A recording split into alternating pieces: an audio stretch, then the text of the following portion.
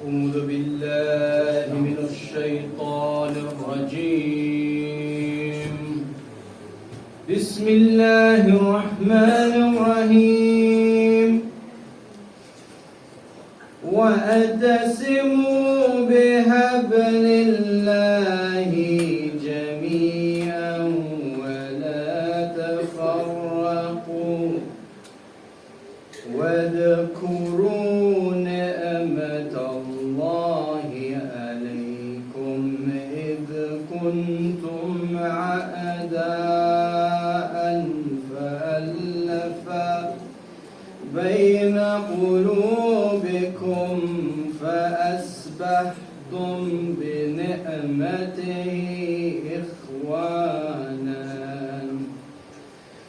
وكنتم على شفا حفرة من النار فأنقذكم منها كذلك يبين الله لكم آياته لعلكم تهتدون. صدق الله العظيم. اللهم صل على محمد وآل محمد وعجل. صلى الله عليك يا سيدي ومولاي يا أشرف الأنبياء والمرسلين يا حبيب الله يا رسول الله. صلى الله عليك يا أمير المؤمنين يا سيد الوصيين يا علي بن أبي طالب. صلى الله عليك يا فاطمة الزهراء سيدتي نساء العالمين. صلى الله عليك يا أبا محمد الحسن بن علي المجتبى. السلام عليك يا أبا عبد الله وعلى الأرواح التي حلت بفنائك. عليكم مني سلام الله أبدا ما بقيت وبقي الليل والنهار ولا جعله الله آخر العهد مني لزيارتكم.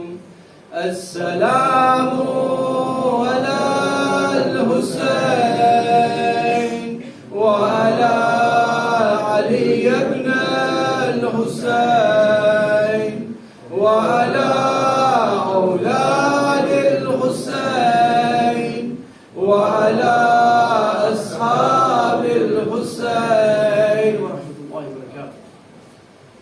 We discussed yesterday the issue of oppression and the major sin of not standing up for the oppressed.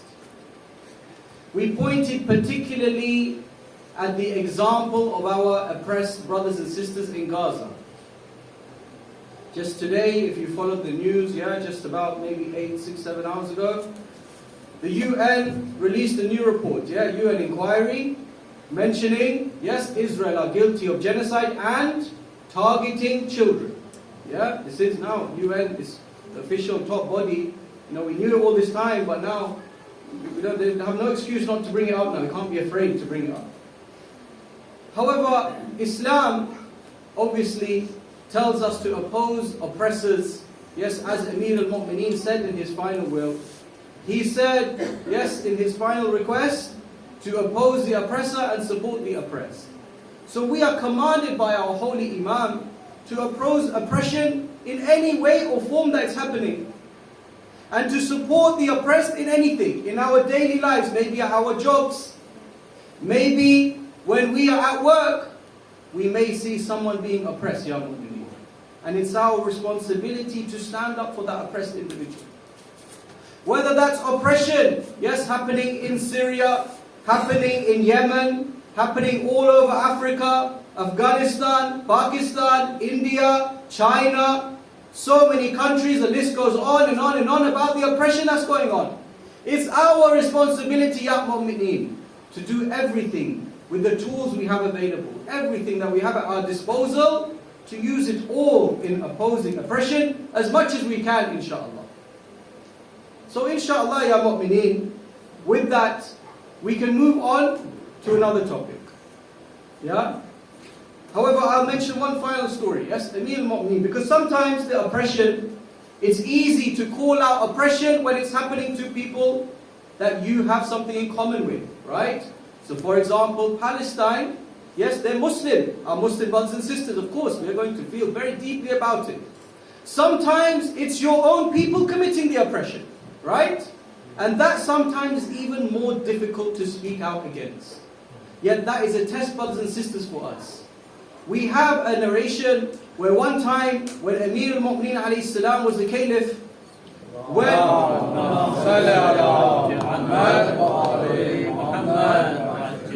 he appointed a governor to a certain area, and what happened is there was an old lady, she came and complained and said, Ya Amir al-Mu'mineen, the individual that you've appointed here, he's putting too much pressure on me to pay the taxes. Every day he's putting pressure on me. Amir al-Mu'mineen straight away, without hesitation, wrote a letter of termination of that guy's job.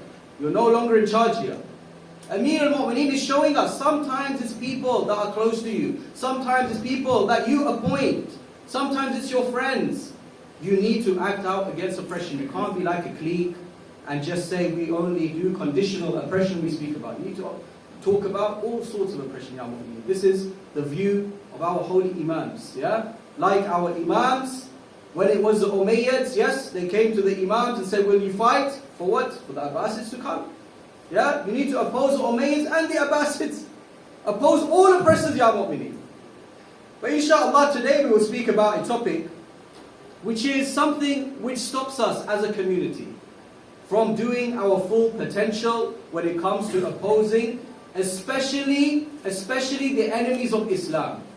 Those who come and try and eradicate the Muslims.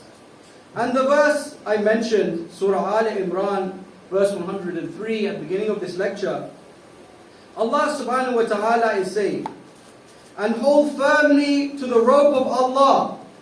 The rope of Allah. That's a very beautiful use of language. Of course, Allah subhanahu wa ta'ala uses language so that us human beings in our limited minds can understand. It's not a literal rope, of course not. Astaghfirullah. He's saying that if you want to be connected to Allah, the rope of Allah to earth, yeah, this is from Tafsir al-Mizan. Allama Tabatabai mentions this. He says, he's using this imagery, yes, this metaphor to say, if you want to be connected to the heavens, connected to Allah subhanahu wa ta'ala, come to the rope of Allah. What is the rope of Allah? He says the Holy Qur'an. As I've mentioned in every single lecture, the importance of His Holy Qur'an, this is the rope of Allah. And hold firmly to the rope of Allah all together, all of you, yes? And do not become divided. Don't become divided. How divisive is the communities that we are in sometimes, huh? And I mean that in the whole ummah. And even from a local level, maybe on a regional level, sometimes like that as well. And remember the favor of Allah upon you when you were enemies and He joined your heart, so you became by His favor brothers. Allahu Akbar. Ya mu'mineen, what did we do to get to Islam? I don't know why Allah has blessed us with such a beautiful thing. Where you had people from Muhajireen, Ansar, fighting. You had tribes fighting. What does Islam do? It brings all these people fighting together into one nation, which is the nation, yes, Islam, the Ummah of Islam. How did the Prophet achieve this? Yeah, when you had Muhajirun and Ansar always bickering, yes, it's difficult. Sometimes you have, maybe in our communities, we have sometimes of people of a certain ethnicity and another ethnicity, and this ethnicity, they're always fighting. They're always arguing because of that. What did the Prophet do? The Prophet said, this is your brother from the Ansar to the Muhajireen, and this is your brother of the Muhajireen. Look after each other. This is your personal responsibility. He did this, and then what ended up happening is the love between the two became so great that they ended up wanting to give their whole inheritance to these individuals. And of course Islam came and gave the rules of inheritance, saying, okay, this is, alhamdulillah, we love each other so much, but the inheritance rules are these. So the Prophet made an effort to bring people together. Islam brings people together. Yeah? If you follow Allah subhanahu wa ta'ala, yes, He is your Lord, and Rasulullah is your messenger, technically this is what makes you Muslim. If you ask all the maraja, if you ask Ayatollah Sistani, you ask Ayatollah Sheikh Wahid Khorasani, you ask Ayatollah Khamenei, they will all say this is the condition. Ayatollah Khomeini, all of these scholars, these top maraja, all say this is the condition that makes you Muslim, ya Muslim. So the verse carries on. When you were enemies and He joined your hearts so you became by His favor brothers.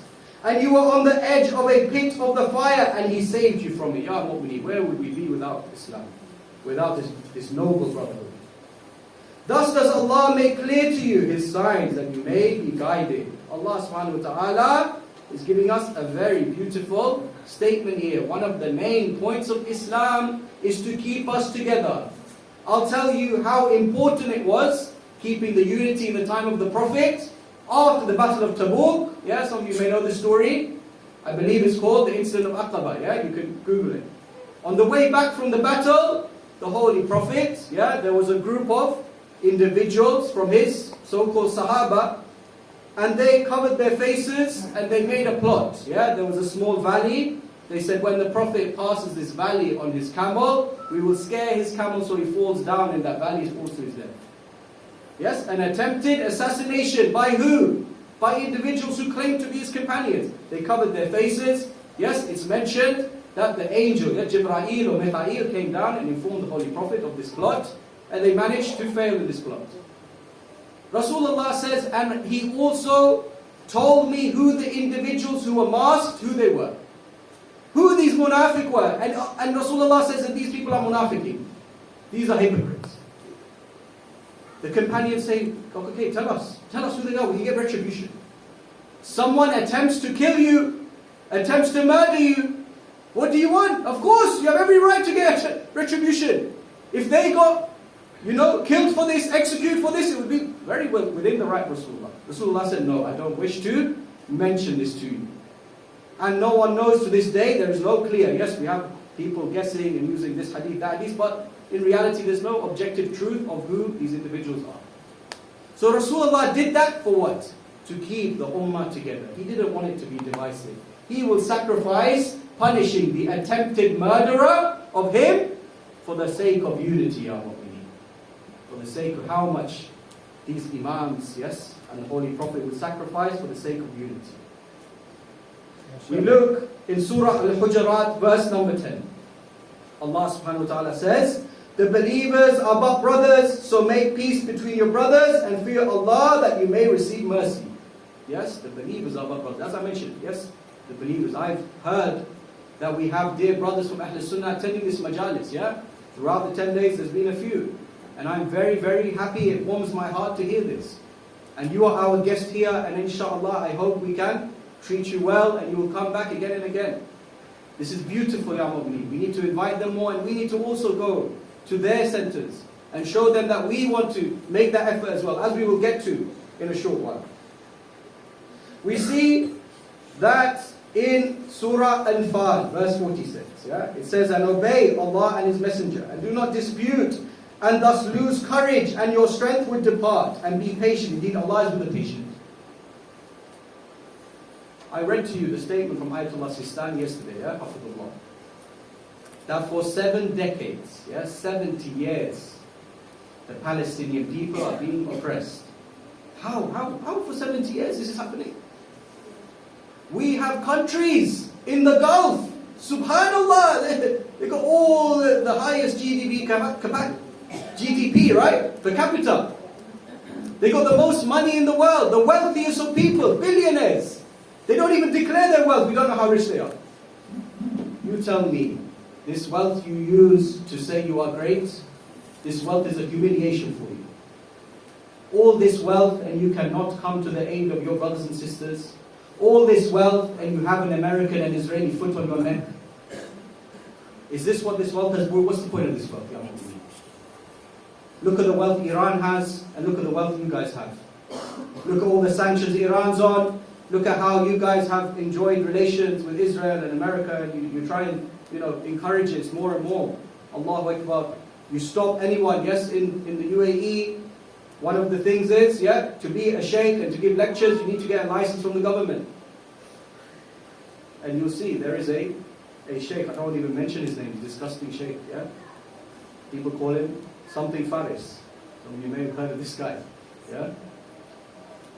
He is always taking the side of Israel, yeah? And he has an official license from the government, so who's pushing what agenda? All this wealth you have, and you still get humiliated. The Ummah gets humiliated by all this. So, yes, the Quran is saying, do not dispute, and thus lose courage, and your strength will depart. Yes, Allah is mentioning this verse to the companions of the Holy Prophet when they were going to battle. Because these disputes used to cause, disunity. It used to break them apart. It meant that the enemy were more strong against them. And this is something which we can see on a daily basis as well. Where we are all in tatters. We're all over the place. Where here, some of us are here, some of us are there. Even within the Shia, we're not really united. Yeah? We say, Inni silmun liman salamakum. Yeah? I am, yes, at peace with those at peace with you, Ya Aba Abdullah. Yeah? Wa harbun liman harabakum. At war with people who are war at you. Yet, when we see someone who loves Aba Abdullah al-Hussein, still we have disputes. You go to certain centers in the world and you see the speaker says something wrong, there's nothing left of him at the end. Astaghfirullah. So we see that it's important, Ya Mu'mineen. Allah is telling us all the equations for us to get out. Yeah? When I mentioned the verse the other day, saying that Allah will not change the state of a community until they change it themselves, Allah is giving us all the equations what you need to do. I'm not saying compromise your faith, la. Not at all. Don't compromise your faith. You will see certain organizations, beautiful organizations, yeah? There's one in Birmingham called SIMS, C-I-M-S. And they invite, yes, the Qazwini, Sayyid Qazwini has been there, for example. They've invited Sheikh Vinay Ketia, who did a dissertation in a certain topic. And they invite Sunni sheikhs as well. And they discuss the very deep, issues between Ahl Sunnah and Shia. They discuss it in a respectful manner. So they discuss, for example, Sheikh Vinay Ketia discussed the burning of the door. Something very deep and hits our heart.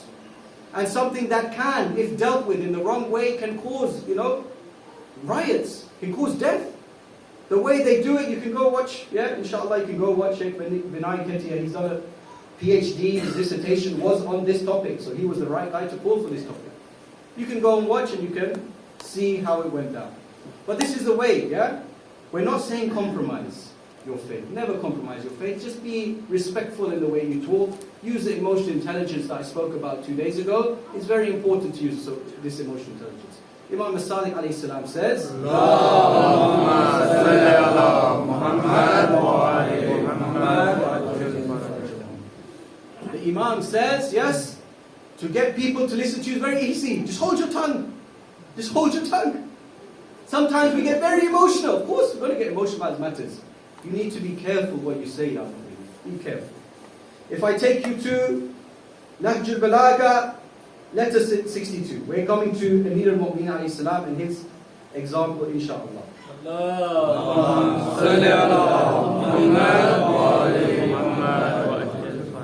When we hear about the issue of Saqifa, for example, it's a very, hard issue for us to feel. How can the Ummah go against the command of the Holy Prophet that Amir al-Mu'mineen is your successor? How can they gather in the place of Saqifa and do this? It's very difficult for us to get through this feeling. And rightly so, of course, our love for Amir al-Mu'mineen and the Holy Ahlul Bayt means this is why we feel this way. Amir al-Mu'mineen alayhi salam addresses this feeling in letter 62. Yeah? The person who is the most wronged by this, by the way, in a letter to the people of Egypt. By Allah, it's never occurred to me, and I never imagined that after the Prophet, the Arabs would snatch away the caliphate from his Ahlul Bayt. It never occurred to me. I'm so shocked. Nor that they would take it away from me after him. Yes, after Abu Bakr. Yeah, Abu Bakr was elected through Saqifa, yeah? Some election. I won't speak about that. And after that election, was there another election after Abu Bakr? No election. Yeah, he changed the rules. So you can understand, if you're looking from the outside, you can understand why the Shia have certain views. Yeah? There was no election the second time around. I'm going to give it to my best friend, or one who they were best friends, let's face it. nor that they would take it away from me after him. But I suddenly noticed people surrounding the man to swear him allegiance. Yeah? Amir al-Mu'mineen saying, I saw people surrounding Abu Bakr to give him allegiance. I therefore withheld my hand. Yeah, we know Amir al-Mu'mineen didn't give allegiance. Yeah, the narration tells us about 6 months. I therefore withheld my hand till I saw that many people were reverting from Islam and trying to destroy the religion of Muhammad. Yeah? So he's seeing that this issue of Saqifa, what happened after Saqifa, Ya Mu'mineen, it was not like all rosy gardens and happy time. There were armies being sent, yes, to different villages, different towns, saying you must give allegiance. Some individuals were even killed because they said we're not going to give allegiance. Companions like Malik ibn Nuwayra, for example. Malik ibn Nuwayra, who said, we will not pay the tax, the Islamic tax, because we don't take you as a caliph. Instead, he said, yes, I believe that Ali ibn Abi Talib is the caliph, so I'll give to him instead. For that, they murdered him. Yes, Khalid ibn Walid. This is history. Look, everything I say, I know what I'm saying is controversial, some things, and that's why I come with the references, yeah? This is a known fact. Khalid ibn Walid, he went to Malik ibn Nuwayra, yes, he murdered him, and he married his wife in one night. It's not possible, huh? And this caused so much strife in the community that even Umar al-Khattab came to Abu Bakr and said to him, you need to execute Khalid. And of course that didn't happen. But this is what happened. I'm just painting the picture. It was a very difficult time.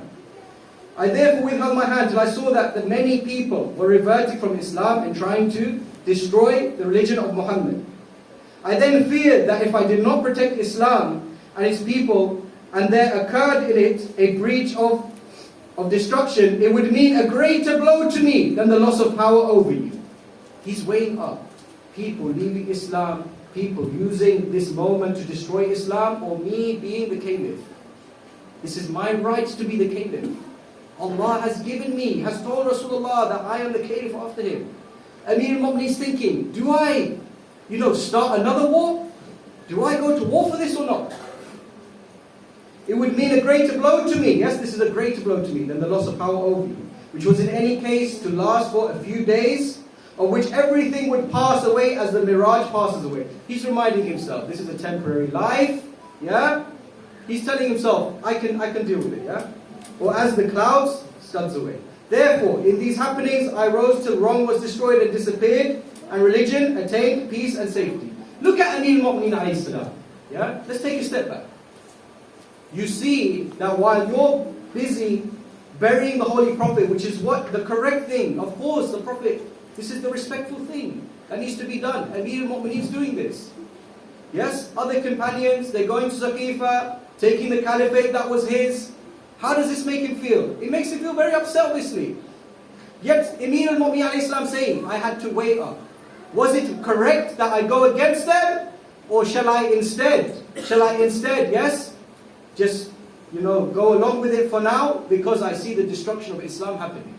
And he said, for that reason, yes, he went along with it. And we see, what did Amir al-Mu'mineen alayhi salam do? Did he leave those two? Did he leave Abu Bakr and Umar? Yes, there's a famous story of Umar al-Khattab, the second caliph, where he mentions that if it was not for Ali ibn Abi Talib, I would be destroyed. Because there was a certain ruling Umar was giving to a lady, he was about to give her the adultery punishment of stoning to death. Because she gave birth to a child after 6 months. He said, no, there's no way. You must have committed adultery. Amir al-Mu'mineen alayhi salam came and said, La, Umar, that's not correct. Holy Quran says it's possible. And we have Yahya alayhi salam, who was, as the narration say, was born after 6 months. At that point, yes, Umar was corrected and he said, by Allah, if Ali wasn't here, our Umar would be destroyed. Amir al-Mu'mineen did everything in his capacity to stay with the community and help them as much as he can. If we want to have an impact on the wider Muslim Ummah, you do this with emotional intelligence and respect. You have discussions with people of opposing views. You don't just cancel them. Sometimes, because we're brought up in echo chambers, yeah, we hear someone with an opposing view, all hell breaks loose inside of us. Yeah, someone's doing opposing view, he's misguiding people. Yeah? We do not, this is not the way of Ahlul Bayt. We should do this in an academic manner. And in academia, you have diversity of opinion. You can convince people with akhlaq. As Imam Sadiq alayhi salam said, Allahumma salli ala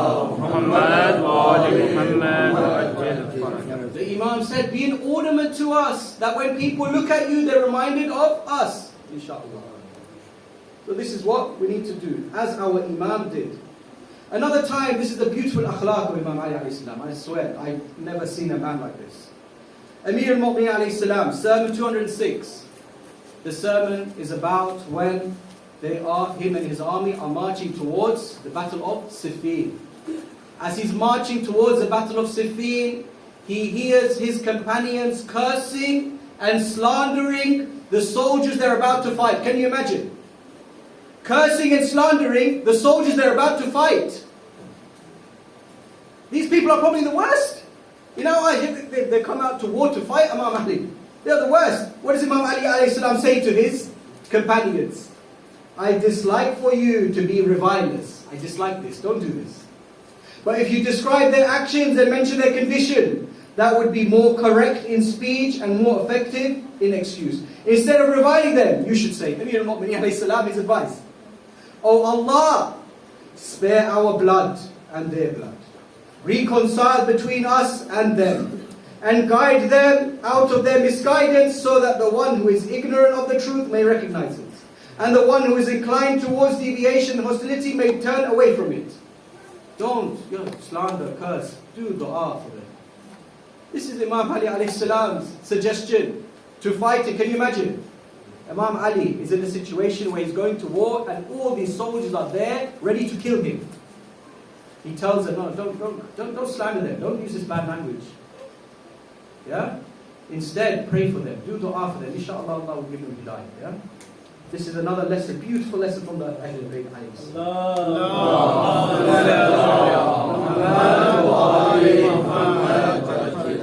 When we look at, what the modern scholars say, because obviously Hadith, Quran, obviously we need what the modern scholars say, what the maraji say, in order to give us confidence that we are on the right track. If I come up with a conclusion, maraji comes completely over, I've obviously missed something. Yes, Ayatollah al-Khomeini, a very beautiful statement from him. He says, us Muslims are bickering. Yeah, bickering. Do we pray like this or do we pray like that? Our hands folded or our hands by our sides? While our enemies are finding ways, to cut these arms off. This is how the world is today, Ya Mu'min.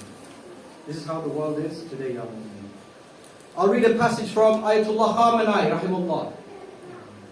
It mentions, about the issue of the vile issue of sectarianism. He mentions, on the one hand, they are spending huge amounts of money in order to establish anti-Shi'a groups, Who is, the Western world he's talking about. Anti-Shi'a groups among Sunni Muslims in certain Islamic countries. As I mentioned earlier, all those wealthy billionaires, Why are they so pro-sectarianism? On the other hand, they pay certain so-called Shia preachers to insult and level allegations against, this is going to shock some of you guys. Al-Mu'mineen Aisha. I didn't say it. If I said it, I'd be torn off this member. Ayatollah Khamenei. Al-Mu'mineen Aisha. He says those words. And when, I know this got spread around a few times, and people were a bit surprised about this. But why? Let's think about that for a second. Why did he say that? Did he give that title to Aisha? No. Who gave that title to Aisha? Allah subhanahu wa ta'ala. Allah says in the Holy Quran, the Prophet has a right, over you, that the Prophet is closer to the believers than their own selves, and their wives are their mothers. Surah Ahzab, verse 6. I mentioned 3 days ago, from the Holy Quran, my lecture on the Holy Quran, when you read the Quran without your bias. Read the Quran for what it is. Maybe, just maybe. What you were taught when you were in your madrasa and maybe some things you've heard from the member were not correct. Read the Quran, put the Quran as a foundation. And his wives are their mothers. This is a very interesting statement. By no means does this give Aisha or Hafsa or anyone infallibility. By no means. The Holy Quran says in another verse about the wives of the Prophet, when you commit sin, you get double the sin. And when you commit good deeds, you get double the reward. And in Surah Tahrim, we're all aware, in Surah Tahrim it mentions, 2 wives of the Prophet, Aisha and Hafsa, they upset the Prophet, and Allah subhanahu wa ta'ala gave the Prophet an option to divorce them. It's in Surah Tahrim. This is consensus tafsir. I'm not saying anything controversial here. So, what does this mean for us, Ya Mu'mineen? It doesn't mean, for example, that, Aisha, the mother of believers, these wives of the prophets are individuals that are pure from sin. By no means. I just proved to you that's not the case. However, it shows, out of respect for the Holy Prophet, these individuals have some level of respect. Come on. If you had a friend, would you insult his wife? Would you insult his wife? Even whatever crimes that wife has committed, would you insult his wife? No. Never. We'd never insult him. Are you going to go to the Holy Prophet on the Day of Judgment and say, yes, you're astaghfirullah, your wife's like this and that? How dare you? How dare you? The Prophet has more of a right over you than yourselves. Absolutely. Because of her relationship to the Prophet, she has a level of respect, huh? Again, let's look at Amir al-Mu'mineen. Amir al-Mu'mineen, the beautiful Amir al-Mu'mineen, huh? How does he deal with this? Battle of Jamal. You're the caliph. You're the leader. What do we say? What do we say, by the way? Let's just take a step back. Any random individual who starts a war against, if we take the Ahl Sunnah view, the rightly guided caliphs, a random individual starts a war, tell me, what do you make them? I don't need to answer the question. You start a war with the caliph. What does that make you, Ya Mu'min? Yet how does Amir al-Mu'mineen alayhi salam respond to this? Obviously, I'm talking about the Battle of Jamal. When Aisha started a war with Amir al-Mu'mineen, we are not going to forget this moment, huh? This is a very difficult moment for us. She started a war with Amir al-Mu'mineen alayhi salam, and many Sahaba were killed in this war. When Imam Ali alayhi salam, when this war was coming to an end, yes, Aisha was upon a camel. What did Imam Ali alayhi salam do? Did he go and, send his Malik al-Ashtar or whoever to just take her out or something? No. He had an adopted son, yeah? Muhammad bin Abi Bakr. The adopted son of Imam Ali alayhi salam. Yes, one of the best Shia in ever. Yeah, we think we're good Shia, look at Muhammad bin Abi, the son of Abu Bakr. The war's happening, the war's coming to an end, yeah? He sends Imam Hassan alayhi salam, yes, you go, yes, you take out the camel. Aisha falls, as she falls, someone grabs her. Get off me! Ya la mahram, get off me, don't touch me! Ya Aisha, it's your brother Muhammad bin Abi Bakr. Imam Ali alayhi salam never forgets the laws of fiqh, even at war. He never forgets. He shows this respect to Aisha. What does he say afterwards? What does he say afterwards? Imagine, she started such a big fitna. Companions were killed. Your companions were killed. Yeah? Big individuals, Talha, Zubair were killed in that community. As regards to Aisha, yes? In Nahj al-Balagha, malice is boiling in her chest like the furnace of the blacksmith.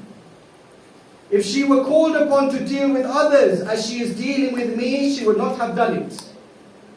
If she was called to do it to someone else, she wouldn't have done it. It's because it's me. She clearly has a hatred against me.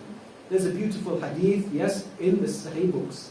Sahih Muslim, I believe. It mentions that one day, yes, it was narrated by Aisha when the Prophet was at the end of his life, when he was dying, he was held by two men.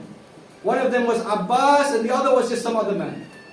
Someone came and asked Ibn Abbas, he says, you're his son, you're Abbas's son.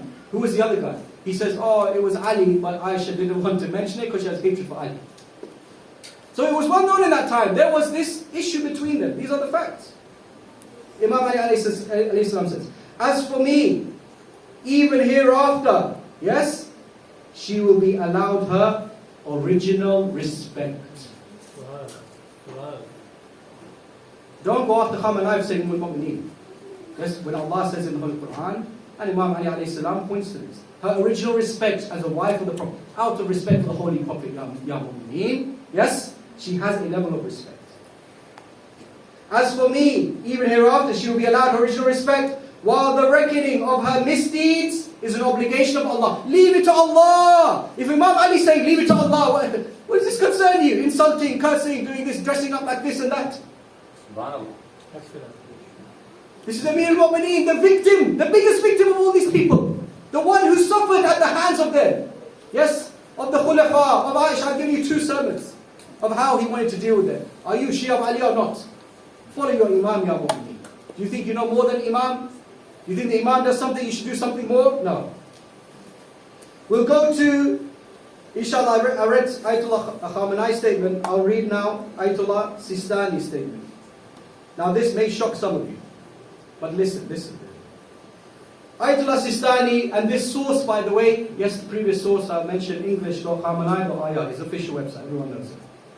This source, najif.org, Arabic section, I can even send you the link if you don't believe me. Ayatollah Sistani says, 2013, this was a statement published on his official website. I am the servant of all Iraqis. It was a conference between Sunni and Shia. I love everyone and religion is love. What a beautiful statement. I am amazed how the enemies were able to divide the Islamic schools. These gatherings and meetings are important and beneficial. When was the last time we went to a Sunni mosque? When was the last time we invited our Sunni friends to come here? These gatherings and meetings are important and beneficial. Through them, everyone comes to know that there are no real differences between them. The points of difference between Shia and Sunni is fiqh issues. Did you hear that, by the way? The point. Through them, everyone comes to know that there are no real differences between them. There's not a significant difference between them. Come on! Sometimes we're going over this is Ayatollah Sistani, not me. The points of difference between Shia and Sunni is fiqh, jurisprudential issues. Also exist amongst the followers of the school itself. Amongst the Shia schools, we have difference of opinion of fiqh. How many takbir in Jum'ah, how many takbir, in Eid al-Salah. Yes, we have difference of fiqh. The Shia must defend the social and political rights of the Sunnis before the Sunnis themselves do. And the Sunnis must do the same for the Shia. If any of you, Ahl Sunnah wal Jama'ah, my dear brother and sister, if you are in this gathering or you're listening to this somewhere, know that Ayatollah Sistani is the most recognized and followed marja in the whole Shia world. And this is his statement. Don't believe the nonsense. You might see a clip of a certain person wearing a turban and doing all sorts, and somehow he's got amazing land. I don't know how he's got it. Don't listen to these people. Go to the scholars of the Shia. Go to Ayatollah Sistani. Go to Ayatollah Khamenei, for example. The Shia must defend, yes? And discourse is the call to unity. And I have said and continue to say, this is the line. Do not say our Sunni brothers, rather say our Sunni selves. They're not our brothers, they are our soul. That's what you are to us. I listen to the Friday sermons of the Sunni Imams more than I listen to the Friday sermons of the Shia. It is life. We do not distinguish between Arab and Kurd, and Islam is what gathers us together. In my jurisprudential discussions, I have referred to the fatwas of Sunni Imams and I respect them. We are united in one Kaaba, one prayer and one fast. Let's look at the similarities, Ya Mu'min. This is amazing. When some Sunnis would say to me during the days of the previous regime that they had become Shia, I would ask them why. I would ask them why. They would say for the wilayah of Ahlul Bayt. Listen to this response. So I would say to them, the Sunni Imams defended the wilayah of Ahlul Bayt. Who's he talking about? Abu Hanifa. That's a very nice point. I'll get to Abu Hanifa, in a second. And also Shaykh al-Nasa'i. We'll get to that in a second. I will mention just one more marja. Sayyid al-Hakim, rahimullah, He passed away, he was one of the 4 in Najm. Someone came on his Q&A and asked him, Ya Sayyid, what is our responsibility with the Sunnis? Are they enemies of Islam, of Ahlul Bayt, sorry? He said the Sunnis are not enemies of Ahlul Bayt, even if they do not follow or believe in the Imamate. They in general love the Ahlul Bayt, Go, yes, I have a Bengali brother. He says on Ashura, since I was a kid, we used to still do commemoration of Imam Hussein. Go and see, even when Khamenei was killed, you saw they did janazah in Pakistan, Bangladesh, around the Muslim world, Sunni brothers doing this as well. In general, they love Ahlul Bayt. Our Imams ordered us to associate with them in kindness and to communicate with them yes, regularly. How regular are we? It was reported, he mentions this, it was reported in an authentic narration from Imam Ja'far Sadiq alayhi salam.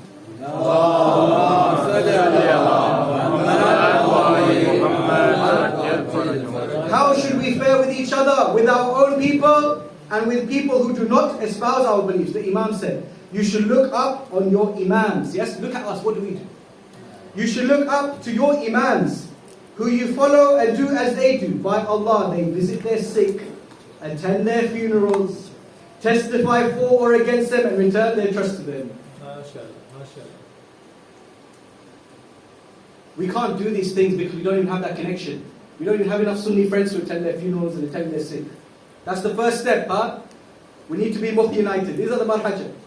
I mentioned already, as yes, Dr. Intizar rightly said, Abu Hanifa, one individual. This is a beautiful story. I'll mention this story, yeah, of Abu Hanifa. It says Abu Hanifa, he was asked by someone, yes, Al-Mansur, to come and question Imam Ja'far Sadiq. Because Al-Mansur, the Abbasid caliph, was, getting worried. People love this man. This is Yabna Rasulullah. This is the son of Rasulullah. Yeah? Everyone goes to him for knowledge. Let's humiliate this man. Let's humiliate him. Ya Al-Mansur, what do you do? I've heard there's a scholar called Abu Hanifa, and he's a great scholar. So let's bring him and humiliate Ja'far as-Sadiq. Ya Abu Hanifa, come. And with you come 40 questions, the most difficult questions you have. This is Abu Hanifa, by the way. I heard this from Dr. Yas Qadi, one of the big Sunni scholars. He mentioned the story as well. Abu Hanifa comes. He says, as we walked into the palace, there was Mansur sitting on the throne. Yet all the eyes were on the son of Rasulullah.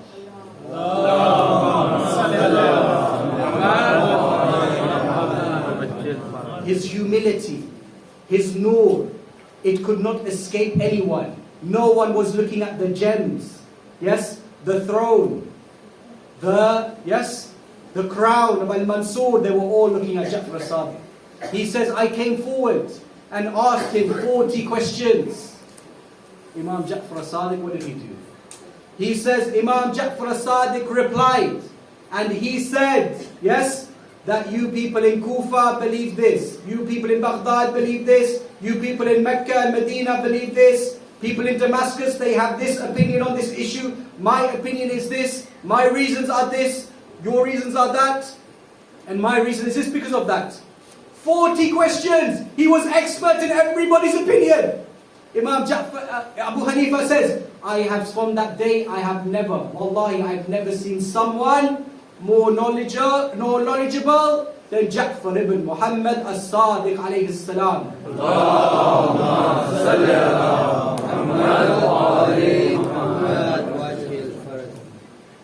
That's one story. I'll mention one more. What are the 6 Sunni books? Bukhari, Muslim, Tirmidhi, Ibn Majah, Ibn Dawood and Nisa'i. You decide, the Sheikh Nisa'i. What? If he's the author of the 6 books, he's a major Sunni scholar. He's a major Sunni scholar. At the age of, I believe, 88, yes? He was traveling through Syria. When he was in Syria, he stopped off in Damascus. And as we do in Damascus, we visit, yes, the Umayyad Mosque.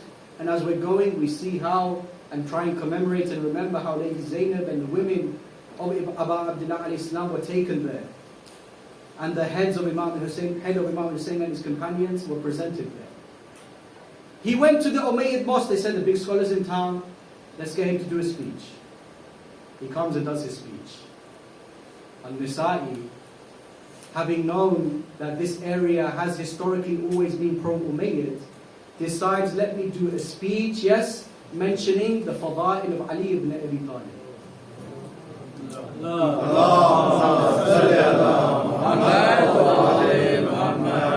He mentions the fada'il.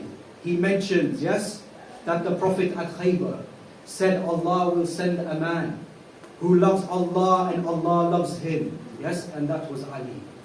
He mentions, for example, yes, that on the day of Ghadir, yes, he put Ali's hand up and said, for whoever, for وَأَنَا مَنْ كُنْتُ مَوْلَى فَهَذَا Ali مَوْلَى. He would mention that when the Prophet, yes, when the Quraysh came to kill the Prophet, Ali would lie in his bed and said, I had the best sleep. He would mention fadail after fadail after fadail. What happened? They said, okay, you said enough about Ali.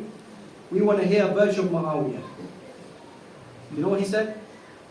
He said, in all my studies, 88-year-old, one of the biggest Sunni scholars, in all my studies, I cannot find a single authentic narration about the fadail of Muawiyah.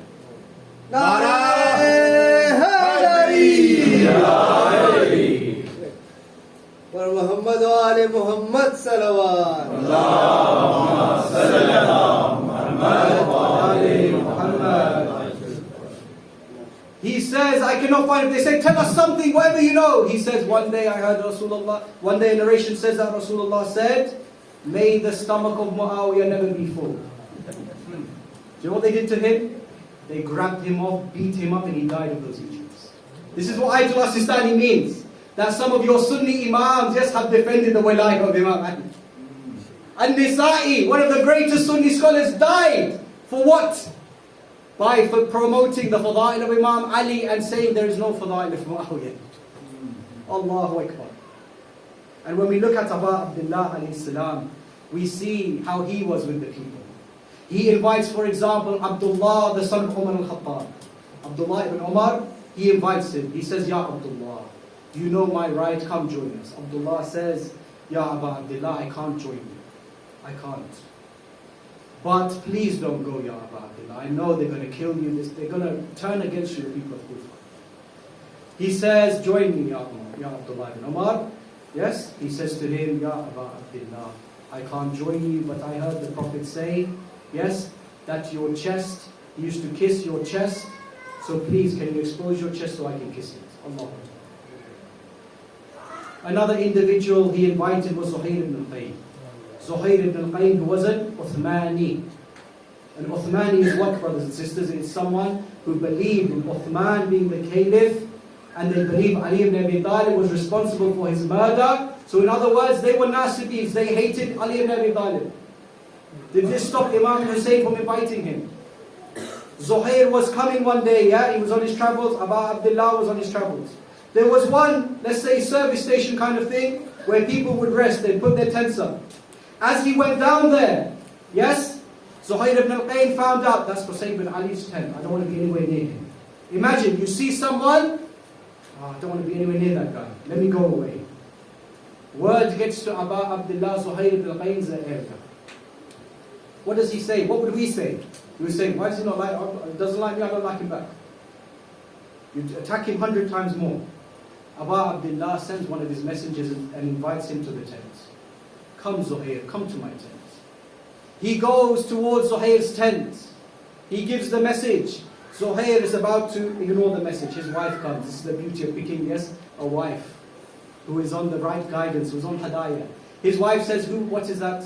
He says, it is a message from Hussein ibn Ali. She says, you're about to throw away the letter of the grandson of Rasulullah. Go and see what he says. After the encouragement of his wife, Zuhair goes to that tent. Abu Abdullah speaks to him. I don't know what Abu Abdullah says to change Zuhair from someone who hates Ali to someone who's given the banner on the left flank on the day of Ashura. Abu Abdullah invites everyone. He'll invite the son of Umar. He'll invite Zuhair ibn al-Qayyim. He'll invite everyone to Hidayah. He'll invite Umar, son of Sa'd ibn Abi Waqqas. Yes? Umar ibn Sa'd, who's there to kill him, he invites him the night before Ashura. These were the tests, Ya Mu'mineen, to see who are the great companions of Abu Abdullah.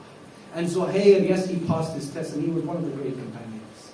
Yet today, we mark the event of the greatest companions. The companions who Imam Sajjad would say, yes, that my uncle Abbas, instead of arms, Allah has given him wings in Jannah. My uncle Abbas, because of his servitude to Abu Abdullah, on the day of Qiyamah, he would have a station where all Shuhada would look up at him and say, what has he done to get this amazing station, Ya Mu'mineen? Let me take you to the day of Ashura. Ya Mu'mineen, let me take you to the day of Ashura. The companions of Abu Abdullah have been killed. Abu Abdullah's eldest son Ali al-Akbar has been killed. Qasim has been killed. Everyone is killed until there is only Abbas in the battlefield with Hussein. Abbas comes, he says, Ya Abu Abdullah. He never asked anything of Abu Abdullah. He would never request, he would never suggest anything to Abu Abdullah. Because he knows Abu Abdullah is the Mawla. At this moment Abbas says, I am being hurt, I cannot take it. Seeing what they are doing to our companions. Seeing what they have done to your son Ali al-Akbar. Give me permission to go fight. Abu Abdullah, looking at Abbas, says to him, Ya Abbas, do you not know you are the backbone of my army? In other words, if you are here, Abbas, I still have an army. Abbas, he said, Ya Abu Abdullah, let me do something. Abu Abdullah says to him, Ya Abbas, if you wish, you can go into the battlefield and fetch water for the thirsty children crying out, Al-Adash, Al-Adash. Abbas gets on his horse. The enemy see him approaching. They all disperse, 4,000 men. They say, this is Abbas, the son of Haydar, the son of the one who killed the Arabs at Badr and Uhud. Abbas is approaching. They all disperse. As he gets to the river, Ya Mu'mineen, what does he do? Abbas, not having water, yes, for the whole day, some say 3 days. Abbas was thirsty. Abbas, what does he do? He puts the water in his hands, Ya Mu'mineen. Some scholars say he did it to drink it. Wallahi, I don't believe he did it to drink it. Abbas put it in his hands to show the enemy, today I am in charge of this river. I am Abbas and I am in charge of this river. He puts the water in his hands and he says his famous poetry, Ya nafsu min ba'd al-Husayn huni wa ba'dahu ma kunti taquni hada al-Husayn warid al-manuni wa tashrabina barid al-ma'ini. He says, Oh Abbas, oh soul, how can you taste the water while Hussein is thirsty? He throws the water back into the river. He fills up his water container and gets back on his horse. Ya Mu'mineen, as Abbas is coming back, the enemy are devising a plan. We cannot let Abbas get water to Abu Abdullah. Ya Mu'mineen, think of how evil these enemies are. They don't want water to reach Sukaina. They don't want water to reach Abdullah Radi. They devise a plan. They say, let's hide behind a tree and attack him from behind. Abbas is coming back to the camp. Suddenly he's struck on his arm. Abbas calls out, Wallahi inqata'tu an yamini, inni uhami abadan an dini. Wallahi, you can never stop me serving my Imam. Abbas, he never flinches, Ya Mu'mineen. He carries on going back to the camp.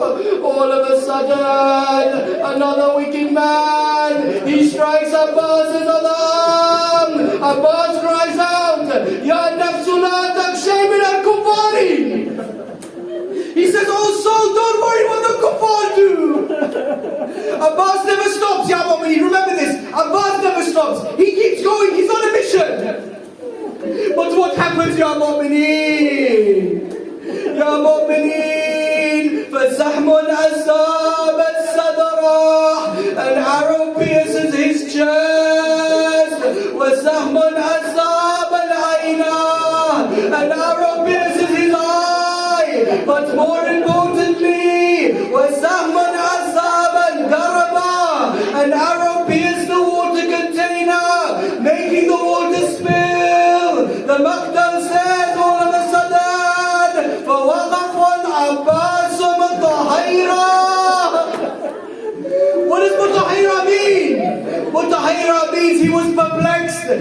stopped all of a sudden? Ya Abbas, why did you stop? No eye to see with! No water to bring back to the camp! No arms to fight with! Abbas stands alone all in the battlefield! Allahu Akbar! There's an arrow in his eye. Abbas wants to remove the arrow. He bends down to remove the arrow. His helmet exposes his head. A wicked man comes from behind. He strikes the blessed hand of Abbas! Wa Abbasa! Wa Sayyidah! The full moon of Bani Hashim was shattered on the day of Ashura. Ya Mu'mineen, Abbas always called out, Ya Sayyidi, Ya Mawlai. But for the first time, Hussein heard, Akhi, Adrik Akhak! Brother, come to your brother! Hussein comes towards his brother like a lion coming towards his prey. The enemy, they disperse, seeing Abba Abdullah come to Abbas. Abba Abdullah comes to Abbas. Abbas says he cannot see. He says, oh man, whoever you are, please spare me. I want to be in the arms of my master Hussein one last time. Abba Abdullah says, oh Abbas, it's your master Abba Abdullah. At that moment Hussein takes Abbas's head, puts it in his lap. Abbas removes his head. This happens 3 times. Why did this happen, Ya Abbas? Abbas says, at this moment, I have you to put my head in your lap. In a few moments' time, Ya Mu'mineen. Who will be there to put your head in their lap? Ya Abbas, you didn't see what they did to your master Hussein. You always wanted to quench the thirst of Hussein. Hussein called out, Bihaqqi Jaddi al-Shan, by my grandfather I am thirsty. You would have been there, you would have quenched his thirst. Instead they said you won't drink water until you enter the hellfire. Ya Abbas, you're concerned where Abba Abdullah would put his hand. But what about his back? When Shimon sits on his back, Abba Abdullah, he says to Abbas, Abbas, let me take your body back. Abbas says, I can't go back. I can't bear to face Sukaina. Abba Abdullah comes back to the tent. It's the daughters, the children, they call out, Wa'ina Abi al-Abbas, where is my uncle Abbas? Abba Abdullah cannot respond. Instead he goes to the tent of Abbas. He pulls the pole to say, Abbas will not return. Zainab, Ya Zainab, Ya Zainab. Ya Ummul Mu'mineen, Ya Zainab. Zainab comes out the tent. She starts slapping her head. She starts saying, وَضَيْعَتَنَا بَعْدَكْ يَا أَبَا الْفَضْلِ. What a loss it is after you, Ya Aba al-Fadl. Hussein, to console Zainab. How does he console her? He says, وَضَيْعَتَنَا بَعْدَكْ. Wallahi, it's a loss after you, Ya Aba al-Fadl. Ya Hussein. Ya Hussein. Ya Hussein.